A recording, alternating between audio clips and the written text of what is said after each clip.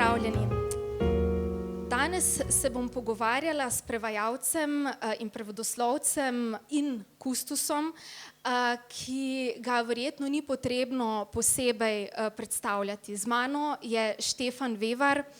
Štefan je diplomiral iz anglistike in germanistike na Filozofski fakulteti v Ljubljani, kjer je potem leta 2011 tudi doktoriral. Svojo poklicno kariero je začel kot bibliotekar v Delavski knjižnici, potem je pa dolga leta do nedavne upokojitve služboval kot kustos v Slovenskem gledališkem muzeju, zdaj Slovenskem gledališkem inštitutu. Prevajalsko prakso tudi na podlagi svojih strokovnih monografij zmeraj povezuje z prevodoslovno teorijo. Tukaj pred sabo imam recimo učbenik književnega prevajanja, ki je izšel leta 2013 pri Cankarjevi založbi, Vrvohodska umetnost prevajanja. Prevaja pa pravzaprav največja imena iz nemške literature, iz literature nemškega govornega področja, tako starejše, novejše kot seveda sodobne literature. Če naštejem nekaj imen, so to Goethe, Kafka, pa Eugen Ruge, najnovejši prevod, Christoph Ransmayr, kar z nekaj knjigami, Heine, Novalis, Fontane, skratka velikani nemške književnosti. In danes Štefana predstavljamo predvsem tudi zato, ker je sicer že leta 2019 prejel avstrijsko državno nagrado za prevajanje, in sicer v kategoriji za prevajanje avstrijske književnosti v tuje jezike, in je pravzaprav prvi slovenski prevajalec, ki je to nagrado prejel. Na drugi strani, torej v obratni smeri, je slika nekoliko drugačna. Kar nekaj prevajalcev, ki prevaja slovensko književnost v nemščino, je to nagrado prejelo v kategoriji prevodov pač iz tujih jezikov v nemščino. Med njimi so recimo tudi naši kolegi, znanci, sodelavci, kot so Erwin Köstler, pa Klaus Detlef Olof, pa žal preminuli Fabian Hafner in Johann Struc, se mi zdi, da tudi, ja.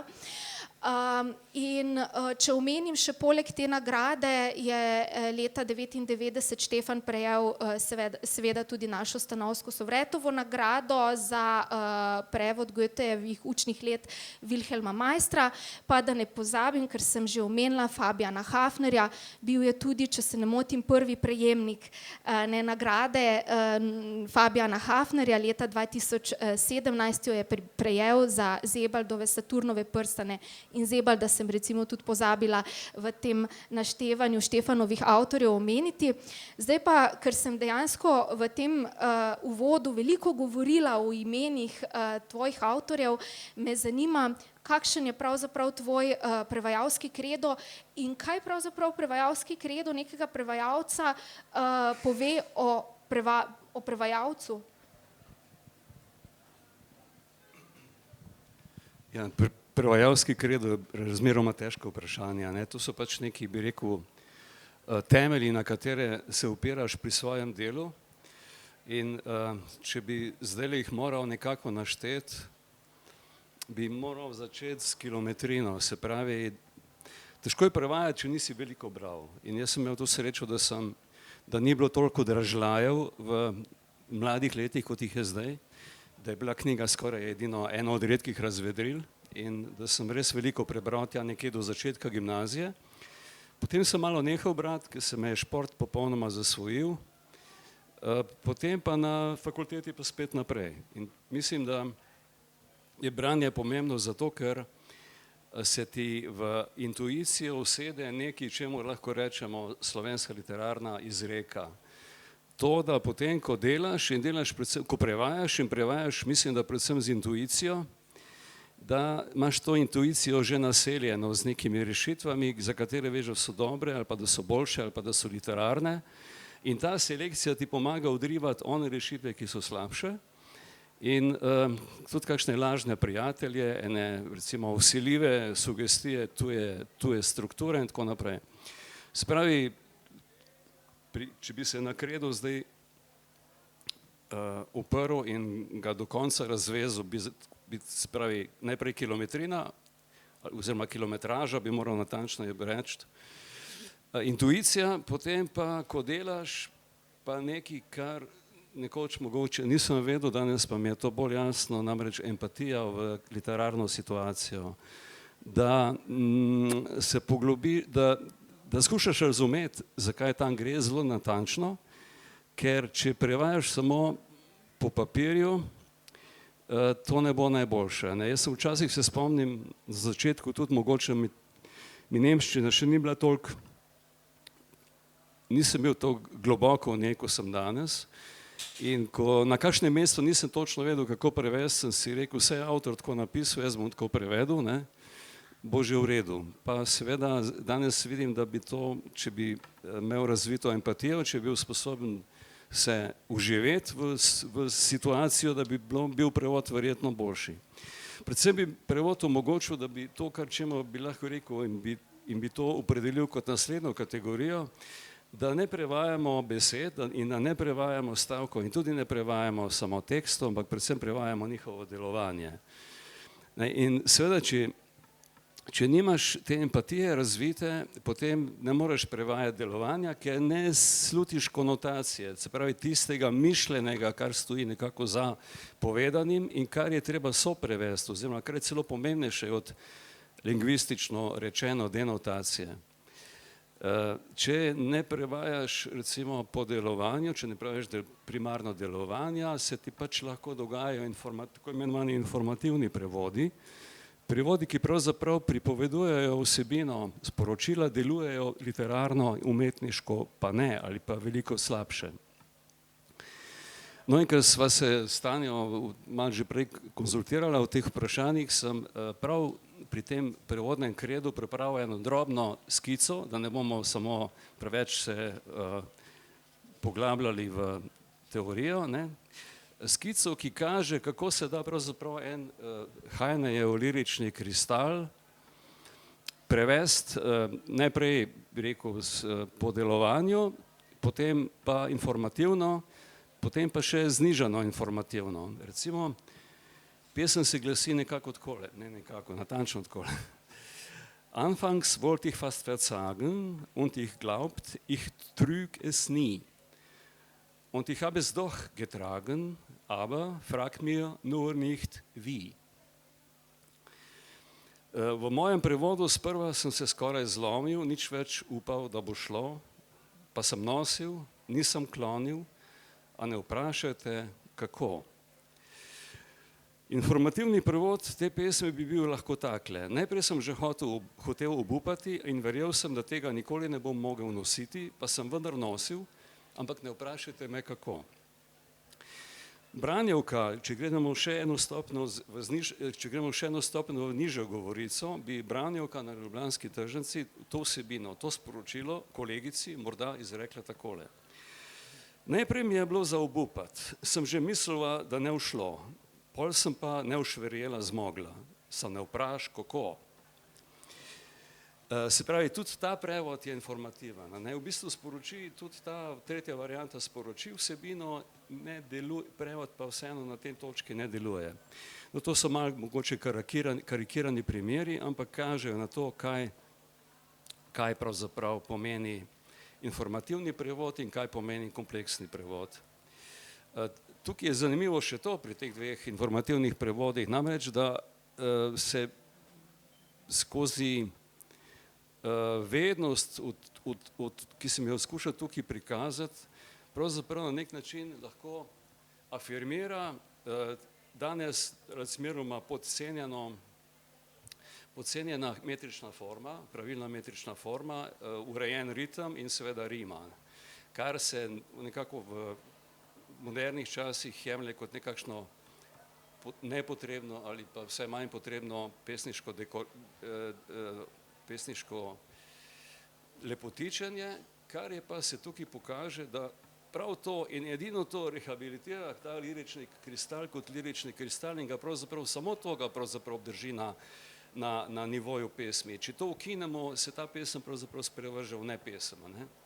In s tem se tudi lepo pokaže, da prevajanje po učinku pomeni v poeziji, da tako kot je Boris A. Novak nekje lepo napisal, da ritem, da pravzaprav pomen, da zven deluje, delovanje pa zveni, oziroma pomen pa zveni. Tako nekako. In to natančno za to gre tukaj. No in pri tem kredu še nisem čist na koncu, bi moral še 2-3 kategorije dodati. Recimo, nekako to sem ugotovil, da moraš ves čas, ko prevajaš, misliti na bralca. Nekako, da mu moraš bralcu, ker on je ne nazadnje, pa ne kakšnemu univerzitetnemu profesorju, ki je drugačen bralc od recimo splošnega bralca, za katerega prevajamo. Profesor bo namreč skušal v tekstu kaj spoznati, medtem ko doživeti tekst, normalni bralec pa skuša tekst kompleksno doživeti. In mi moramo ga imeti pred očmi, moramo misliti tam, moramo biti sposobni, tu pa tam tudi kaj olajšati, recimo s kakšnimi drobci, olajšati razumevanje, izpiliti, izčistiti pripovedno linijo in tako naprej. No in še nekaj moram tukaj dodati.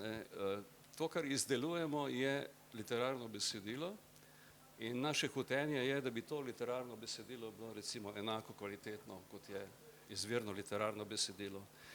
Na delu smo sicer najbrž kot manjši umetniki če prevajamo velika imena, pomembna imena, smo manjši umetniki od izvirnih avtorjev, ampak to ne pomeni, da ni mogoče recimo z neko, bi rekel, inventivnostjo v slogu, pa z neko, bi rekel, jezikovnim potencialom, ki ga vpeljamo, ustvariti vtis, da gre za avtonomno literarno delo, ki se mu ne vidi, da je zgolj prevod. To je recimo, se mi zdi, ena dosti pomembnih zahtev prevodnih, ki je pri meni pripeljala tudi do tega, da sem ta moment definiral kot samostojen enega od 9 prevodnih principov, ki se nekako imenuje neprepoznavnost prevoda kot takega. No, tukaj bi pa jaz to zgodbo o kredu nekako končal, verjetno sem še marsikaj izpustil, ampak ključne stvari se mi pa zdi, da sem povedal. Govoril si o vživljanju v literarno delo, v literarne osebe, a se ti zdi, da se lahko prevajalec vživi v vsakršni glas ali v bistvu pravzaprav sprašujem po tvoji izkušnji, a si izbiral avtorje, ki so ti bili posebej blizu in si se recimo ugibal nekih, za katere si menil, da jih ne bi znal, ne vem, poustvariti? Ja, se giblješ med takim in drugačnim. Pri enih, v bistvu prizadevanje tvoje je ves čas enako, ampak pri enih z enimi se lažje poistovetiš, zato je tvoj glas, ki ga nameniš, bolj avtentičen in boljši. Z drugimi je pa stvar malo težja. Ampak prav, mislim, glede na to, da sem si veliko tekstov tudi sam zbral, moram reči, da sem imel s svojimi avtorji tudi v tem pogledu srečo, si pa predstavljam, da so določeni slogi in določene poetike, ki bi mi bile manj blizu in bi imel s tem veliko več težav. Ko so že pri različnih tekstih, recimo zelo blizu so mi bili avtorji z smislom za blago ironijo in za humor, takih sem tudi kar nekaj prevedel, ampak tudi pri drugih bi rekel tole, da so avtorji, ki bolje izpeljejo boljše psihologizacije, boljše karakterizacije svojih junakov. In pri tistih je seveda lažje, tiste je lažje prevajati načeloma. Imaš nekakšno predstavo, prej sem rekel empatija, čutiš ga, vidiš ga pred sabo, razumeš ga, veš, kako funkcionira, ne prevajaš dobesedno njegovih replik, zato ker čutiš za njimi cel tekst, celo njegovo osebnost in si tukaj malo bolj svoboden lahko. Če pa so slabše karakterizacije, je pa, moš pa malo več plavaš in po občutku delaš. Če pogledam tvoj opus, velikokrat si prevajal recimo po enega, torej po avtorja z eno knjigo ali pa z dvema knjigama, ne nikoli recimo celotnega opusa. Pri Ransmayerju pa se mi vendarle zdi, imaš največ prevodov Kristofa Ransmayerja. Zdi se mi tudi zelo unikaten avtorski glas po eni strani, po drugi strani se mi zdi, da so njegove knjige zelo goste, polne reali, recimo veliko je najbrž raziskovanja. Pa me zanima, kaj te posebej veže nanj, če te kaj? Ja, ko sem vstopil v Ransmayerjev svet in zato ima velike zasluge Aleš Berger. Namreč to je bilo leta 90, ko sem dobil v prevod od njega njegov Poslednji svet. Že takrat sem odkril Ransmayerja kot avtorja, kot bi rekel lahko, kot komponista impresivnih zvočnih orkestracij jezika. In tudi nikoli pozneje nisem več naletel na takega avtorja. Avtorja, ki bi pravzaprav pisal na nek način skozi neke svoje glasbene občutke o tem, kakšen mora biti jezik na pogled. Pravilno moduliranje jezika, pravilna, bi rekel, stavek pri njem poteka na način pravilnega valovanja, ki ima potem svoj klimaks nekje proti koncu stavka in naposled se spusti nižje od prejšnjih valov v piko. To je recimo glasbeno rečeno njegov stavek. Pa tudi ima izredno izčiščeno dikcijo, tako da ga pravzaprav sploh ni težko prevajati. Če imaš ta občutek za ritem, za glasbeno, bi rekel, podobo jezika, in to verjetno nekaj tega imam, ki prihaja iz moje dojemljivosti za glasbo, in tukaj mogoče zato sem se z njim tako dobro ujel, se mi zdi. In ja, zato tudi mogoče 4 prevodi že njegovi in pri vseh opažam ta isti fenomen in v vseh sem se zelo dobro počutil v njegovi družbi. O glasbi bova še kakšno rekla na koncu, zdaj bi pa preskočila v bistvu na tvojo drugo zaposlitev, tvojo službeno pot. In sicer sem omenila, da si bil dolga leta do upokojitve kustos Slovenskega gledališkega muzeja oziroma Gledališkega inštituta. Pa me zanima, ali obstaja kakšna vzporednica s književnim prevajanjem in delom kustosa v smislu nekega metaforičnega poglabljanja v tuje besede, tuje glasove, tuja življenja na eni strani in na drugi strani recimo interpretacija, tolmačenje tega življenja, poustvarjanje. Sam si tudi pisal recimo letopise, pregledoval zapuščine in tako naprej. Ja, tudi kar nekaj člankov sem napisal na temo gledališke zgodovine, pa tudi 2 ali 3 samostojne knjižice. Mislim, da je to bi težko primerjal s prevajanjem. Edino morda, da se pač spuščaš v neke svetove v obeh primerih, ki jih moraš potem ubesediti, ampak seveda medtem, ko gre pri gledališki zgodovini za neko področje, za neko vedenje, ki ga moraš pridobiti in ga potem ubesediš popolnoma samostojno in avtonomno, nisi vezan na nič drugega kot na svoja spoznanja, je pa to prevajalsko delo vendarle, kljub temu, da težimo k avtonomnim in avtentičnim prevodom, je pa vseeno strogo vezano na predlogo, tako da tukaj je velika razlika.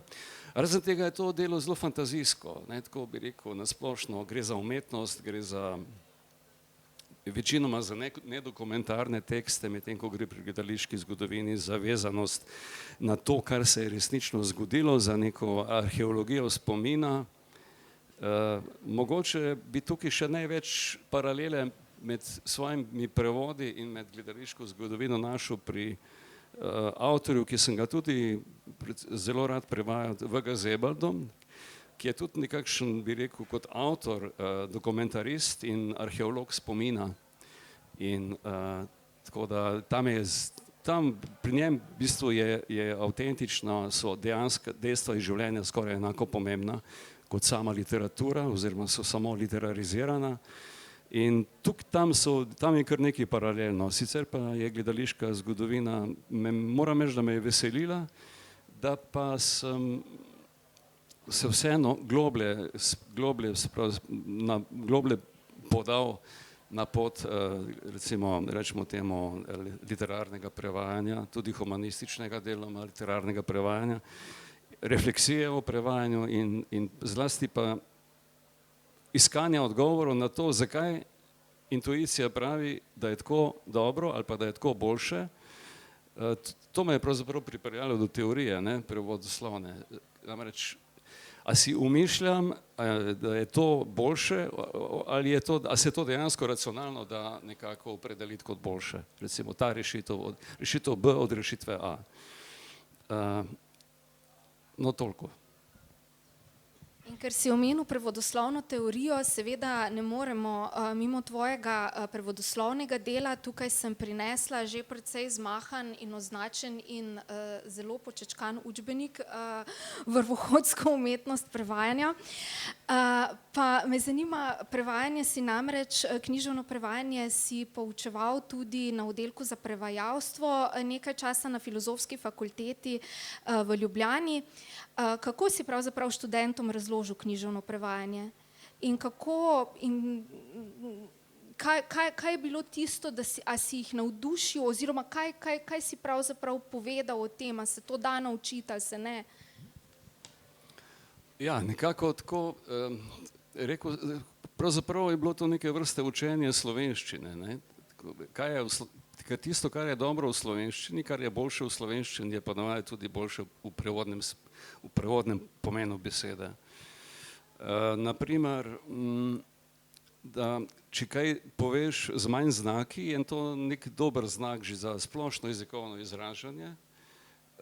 Če znaš tako pisati, da ne pišeš z veliko redundance, se pravi z veliko znakovnega preobilja, kot recimo kot avtor, ne kot prevajalec samo, je že to nekaj dobrega.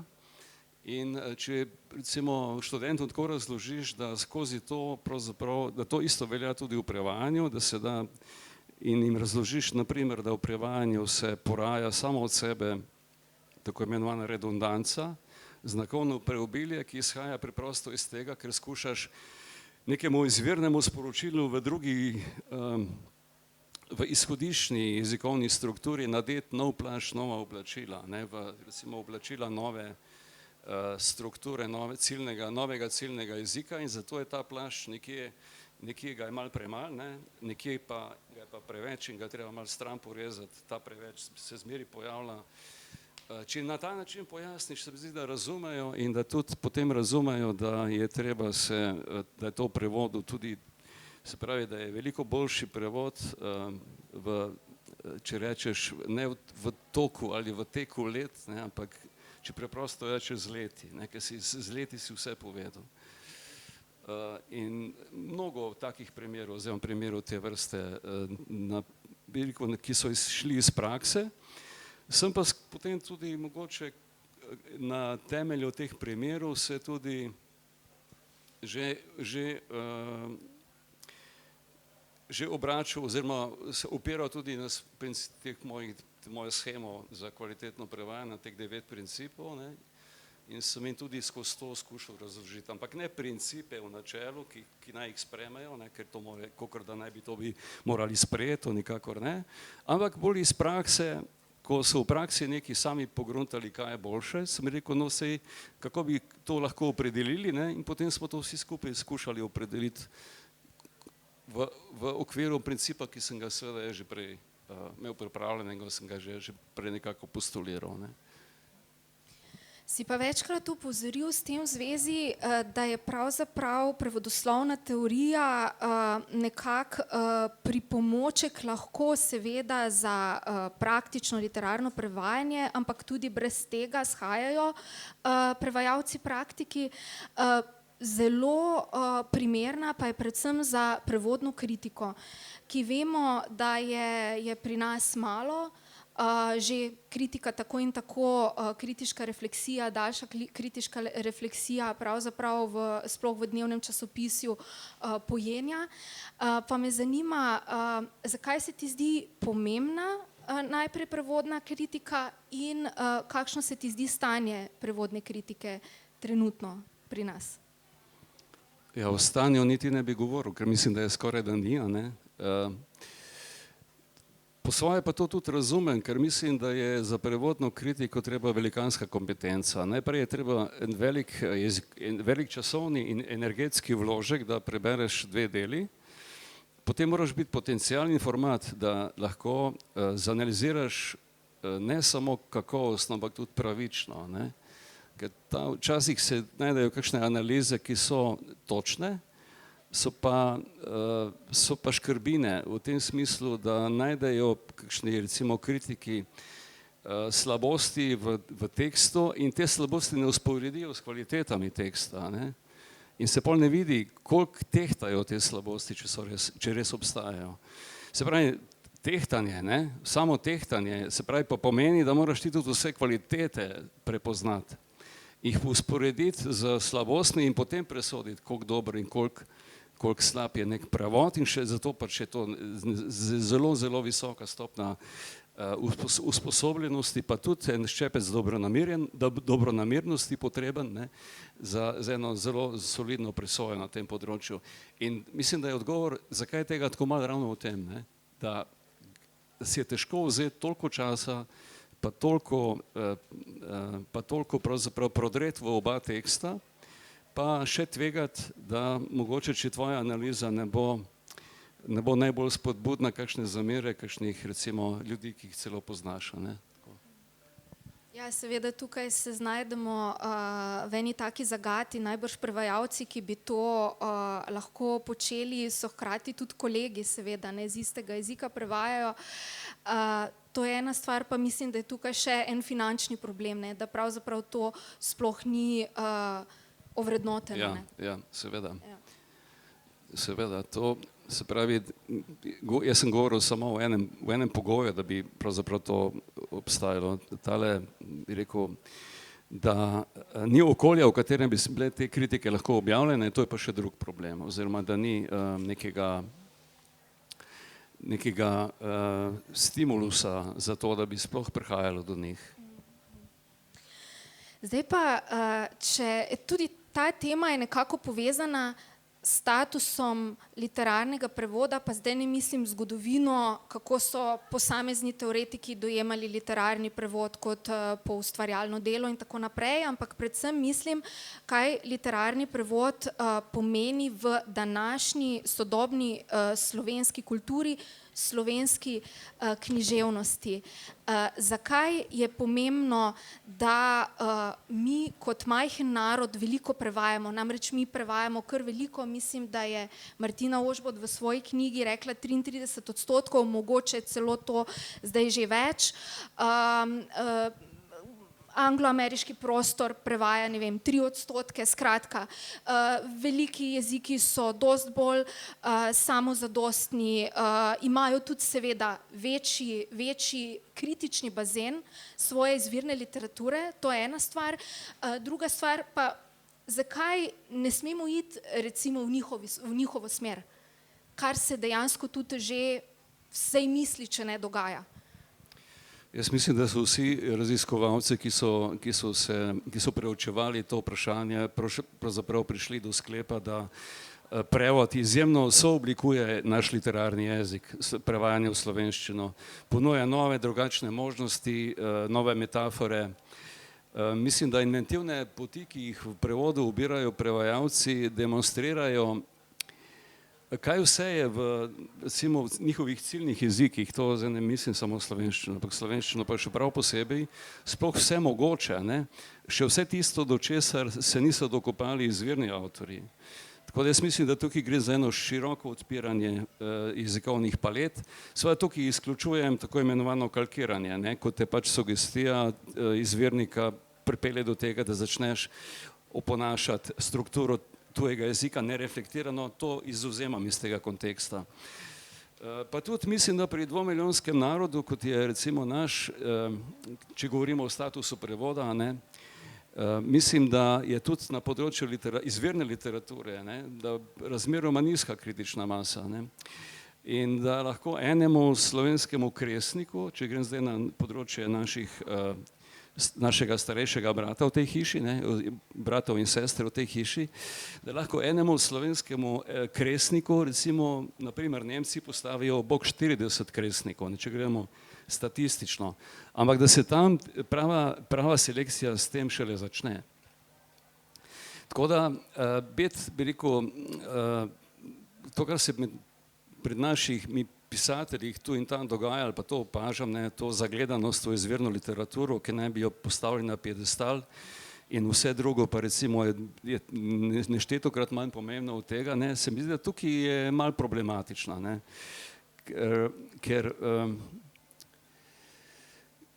ker imamo recimo literarni prevajalci pred izvirnimi avtorji to prednost, da se nenehno sproti srečujemo s cvetobirom najboljšega, kar tuje kulture ustvarjajo na področju literature, ne? Ker večinoma se to prevaja, seveda prevaja se tudi v veliki meri komercialna literatura, ampak to puščam zdaj v oklepaju. Se pravi, in ko pri tem cvetobiru se tudi sami zelo plemenitimo in razvijamo, ne? In imeti neko distanco, ki jo jaz opažam recimo do tega, pri izvirnih avtorjih ni prav v redu. No, in če se zgodi to, kar se je pri nas zgodilo, ko so izvirni avtorji zagledani v, da tako rečem, predvsem v moč in samozadostnost izvirne literature, dobili dovolj družbene moči, da so pri javni agenciji za knjigo spodkopali več desetletij trajajoče konsenzualno razmerje med tarifami za prevode in tarifami za avtorska dela. Se mi to ne zdi dopustno, ne? Oziroma se mi zdi, da to izhaja iz nekega zelo šibkega zavedanja o tem, kako pomemben je literarni prevod in koliko se lahko izvirni avtorji pravzaprav iz kvalitetnih prevodov sami naučijo. Ne samo, da jim odpirajo nove svetove, tudi prav v tem, da bi rekel, v jezikovnem smislu lahko marsikaj novega spoznajo in odkrijejo zase, za svojo literaturo. No, glede statusa prevoda v slovenski kulturi sem bil pa pred davnimi leti nekoč izzvan, da o tem nekaj povem. In sicer smo imeli o 50-letnici našega društva slavnostno akademijo in smo se takrat obrnili za sponzorstvo, se pravi, smo se obrnili na predsednika države Drnovška, da bi on postal sponzor naše slavnostne akademije v Cankarjevem domu. In sem mu v nekem pisancu, jaz sem bil takrat predsednik tlele, in sem mu v nekem pisancu skušal razložiti, zakaj je bilo to sponzorstvo pomembno, ne, kako pomemben pravzaprav je literarni prevod tudi v slovenski družbi. No in takrat sem, če lahko se citiram, oziroma en izsek napišem, zapisal nekaj, kar še danes mislim, da razmeroma, kljub tem, da so prišli novi, viharni, moderni časi, se mi zdi, da to še zmeri nekako drži. Brez literarne izkušnje, osrediščene v preprosti besedni zvezi, svetovna literatura ali literarni prevod, ne bi bilo zavesti o drugem, kakršno poznamo danes, ne bi bilo razumevanja za druge svetove in tudi ne duhovnih užitkov, ne bi bilo vse dopuščajočega čudenja nad drugačnim, ki spodkopava vsakršno zagledanost vase in odganja strahove pred onim od kdove kot. Pojem svetovna literatura obsega gosto, v čem nevidno pajčevino najintimnejše zbližanosti med ljudmi vseh narodov, ras in kultur in je agens njihovega medsebojnega sprejemanja. Tako, konec citata. V veliki meri vprašanje odgovora pa ni bilo in tudi formalnega odgovora iz pisarne ni bilo. V veliki meri je seveda branik ravno tega statusa književnega prevajalca, kar se tiče tarif, tudi Društvo slovenskih književnih prevajalcev. Moram povedati, da smo mi seveda reagirali na to nesorazmerje. dobili zelo nestrokoven odgovor, ampak mogoče je to tema za eno drugo debato. Bi pa vseeno omenila, da si sam bil 2 mandata predsednik Društva slovenskih književnih prevajalcev, zdaj sodeluješ z društvom na različnih ravneh, na dogodkih, na prevajalskih seminarjih, pa me zanima, kje smo in kam gremo, oziroma kako doživljaš v bistvu življenje na društvu, zakaj se ti zdi mogoče še vedno pomembno? Danes pa mislim, da je to društvo predvsem v veliki meri postalo interesna skupnost, ne? Čeprav je seveda tudi še društvo in to je prav, zaradi tega, ker družbena klima to zahteva, ne? In to družbena klima zahteva pravzaprav izjemno veliko dela in izjemno veliko truda in jaz občudujem in se zahvaljujem vsem, ki delate na teh nivojih, zaščite prevoda, ne samo zaščite, ampak tudi zagovarjanja smisla prevoda, literarnega, humanističnega prevoda v slovenski družbi. Tako kot sem bil malo prej kritičen do starejših bratov v tej hiši, ne, moram reči, da je treba to pozicijo našo še naprej vzdrževati, se še naprej boriti za to in občudujem in sem hvaležen, da to počnete. Nimam pa toliko, bi rekel, nisem pa toliko vpet v dogajanje društva, da bi lahko kakršnekoli konkretne nasvete dajal, kako in kaj. Hvala, jaz mislim, da društvo gradimo pravzaprav vsi, tudi tisti, ki konec koncev spremljamo dogodke ali v živo ali na spletu, kot se je pač to zgodilo lani. Če se lahko pohvalim, imamo YouTube kanal, ki ima 115 naročnikov in smo daleč najboljši na podobnih kulturniških kanalih. Tako da imamo zelo zveste gledalce in člane in se v bistvu tudi jaz zahvaljujem vsem, ki spremljate in podpirate seveda književno prevajanje in ste tako zvesti člani. Je pa to zame itak posebna priložnost oziroma ja, pravzaprav priložnost in velika sreča, da se danes pogovarjam s tabo. Ti si namreč mene pravzaprav pripeljal na to društvo, dolga leta sem potem delala v pisarni in zdaj sem na tvojem mestu in se mi še zdaj nekako sploh ne morem verjeti, no. Mislim, sploh ko se midva pogovarjama, se mi zdi, da bolj podoživljam ta čas, ko sem jaz bila v pisarni. Tako da je to zmeraj, pač pogovor s Štefanom je zame sploh o prevajanju zmeraj tudi čustven pogovor, ne. Zdaj pa, da še malce omeniva to glasbo, ko sva rekla, ne, o glasbi kasneje. Vem, da zelo rad poješ, si v zboru biotehniške fakultete. Ja. Kako si prišel do petja, do glasbe? To je mogoče ena plat, ki jo mi najmanj poznamo, no, ali pa jo javnost najmanj pozna. No, vse je najmanj pomembno, ne, v tem krogu.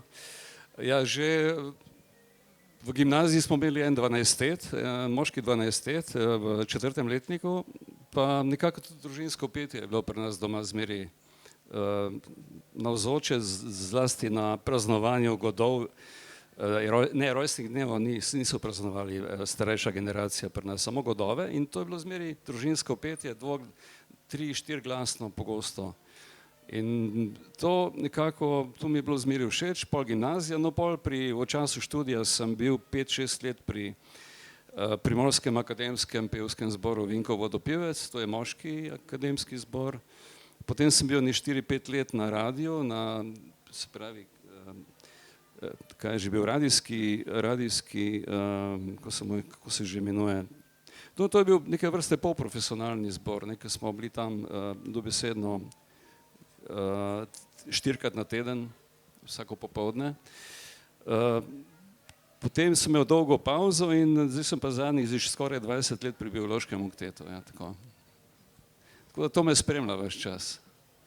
Ampak ni pa ravno zborovsko petje moja glavna tema. Če si sam naravnam kakšno glasbo, če smo že pri glasbi, ne, je to potem klasika. Ne.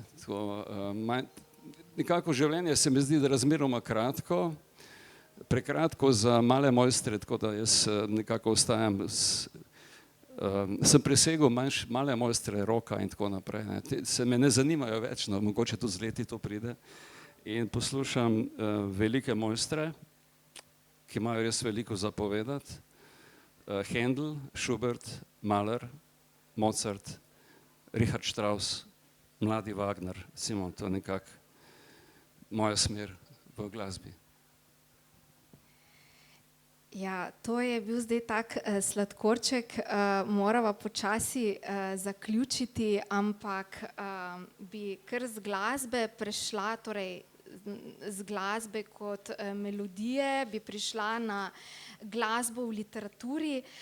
Tukaj poleg vrvohodske umetnosti imam tudi najnovejši prevod tvoj Eugena Rugeja v času Pojemajoče svetlobe.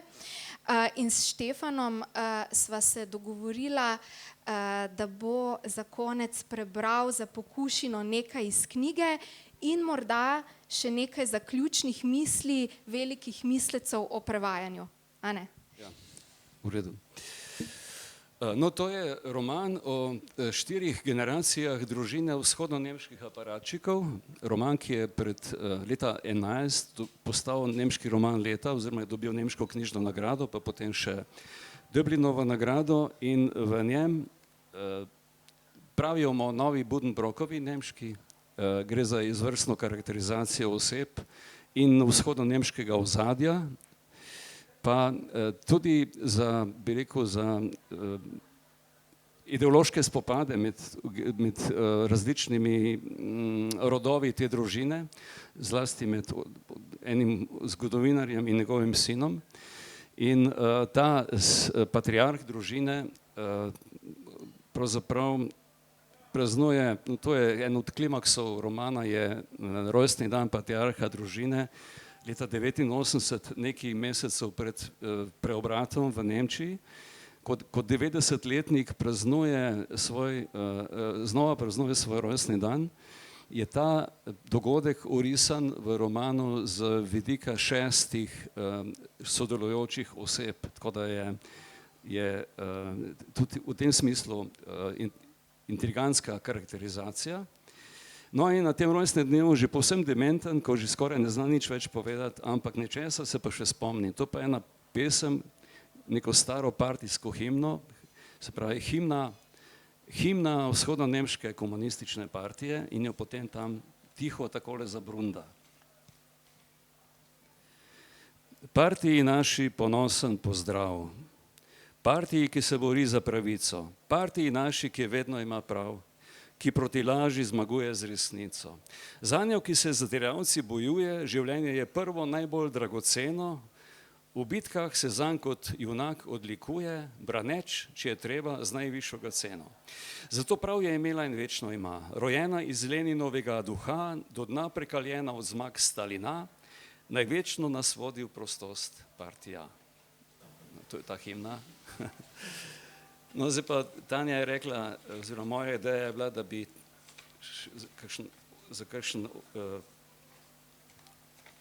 posladek na koncu še prebral nekaj misli velikih duhov, ki jih je v svoji imenitni knjigi o prevajanju zbral Fritz Gütinger. No, če bi bil čas, bi še nekaj besed, ker je tako dobra knjiga povedal, ne, ampak ne bom na koncu samo neki misli, ki so, večinoma so take, da pravzaprav jih že poznamo v taki ali drugačni preobleki. Ena prav zadnja bo pa najbolj originalna, se mi zdi. Torej, Wilhelm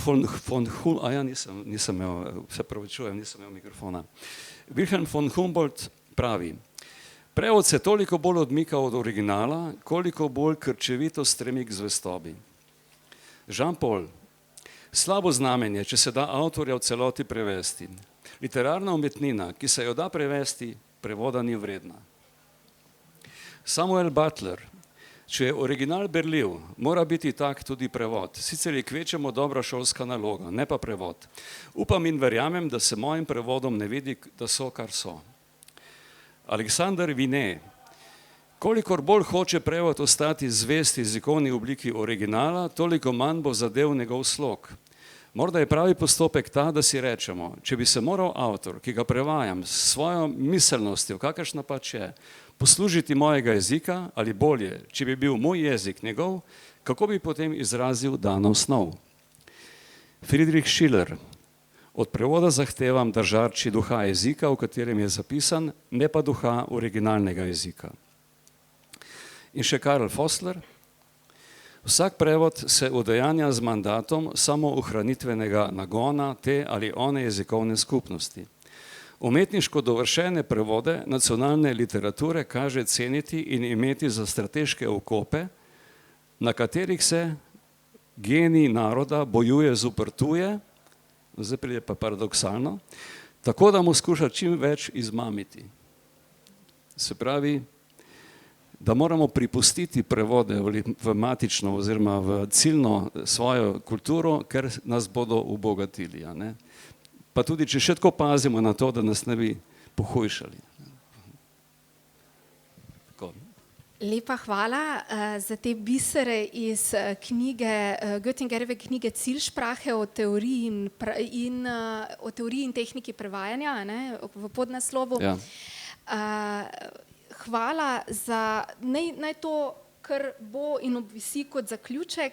Lepa hvala za ta pogovor, Štefan, in iskrene čestitke še enkrat za nagrado. Hvala za povabilo. Z veseljem in nisem povedala, čeprav si bil nagrajen leta 2019 zaradi te naše korona situacije, pač nagrade še vedno nisi prejel, jo pa boš, in sicer v petek, soboto, nedeljo odhajaš na Dunaj in v nedeljo 27.